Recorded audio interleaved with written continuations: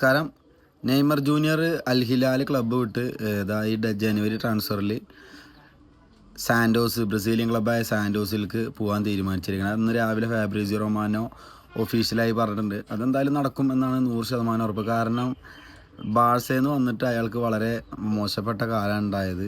അയാൾക്ക് പിന്നെ അയാളെ കരിയർ ബിൽഡപ്പ് ആക്കാൻ പറ്റിയില്ല. അതുപോലെ തന്നെ PSG പോയിട്ടും അയാൾക്കത് എന്താ പറയുക, നന്നായി കളിച്ചുവെങ്കിലും അത് പഴയ പോലെ എംബാപ്പയും മെസ്സിയൊന്നും ഉണ്ടായിട്ടും അയാൾക്കത് ഉണ്ടാക്കാൻ പറ്റിയില്ല. അത് കഴിഞ്ഞാൽ അയാൾ എൽ ഹിലാൽ പോയി.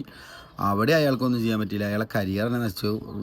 അൽ ഹിലാലിൽ ഒരുപാട് കാശ് പോയി എന്നല്ലാതെ അയാളെ സൈൻ ചെയ്തുകൊണ്ടൊന്നും ഉണ്ടായില്ല. പക്ഷേ സാൻഡോസിൽ തന്നെ തിരിച്ചു പോയി. ഇനിയിപ്പോൾ വേൾഡ് കപ്പിന് 2026 വേൾഡ് കപ്പ് അയാൾ പൊരിക്കാനുള്ള ലെവലാവും. നന്നായി കളിക്കണം എന്നുള്ള, ബ്രസീലിനെ കപ്പടിക്കണം എന്നുള്ള മോഹം കൊണ്ടാവും.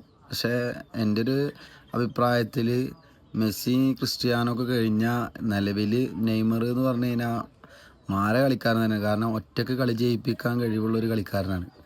അയാൾക്ക് ആരും വേണ്ട. അയാൾ ഒറ്റക്ക് ബ്രസീലിനെ, അയാളില്ലാത്ത കളി ബ്രസീൽ കളിക്കുന്നതും ആളുള്ളപ്പോൾ ബ്രസീൽ കളിക്കുന്നതും തമ്മിൽ ഭയങ്കര വ്യത്യാസമുണ്ട്. കാരണം അയാൾ ഭയങ്കര ലീഡിങ് കപ്പാസിറ്റി ഉള്ള പ്ലെയറാണ്. ടീമിനെ ഒറ്റക്ക് ജയിപ്പിക്കാൻ ക്വാളിറ്റി ഉള്ള പ്ലെയറാണ്. അയാൾ പോകാമെന്ന് പറയുമ്പോൾ വളരെ സങ്കടമുള്ള കാര്യമാണ്. അപ്പോൾ അയാൾ താമസിയാതെ സാൻഡോസിൽ കാണാം. Thank you very much.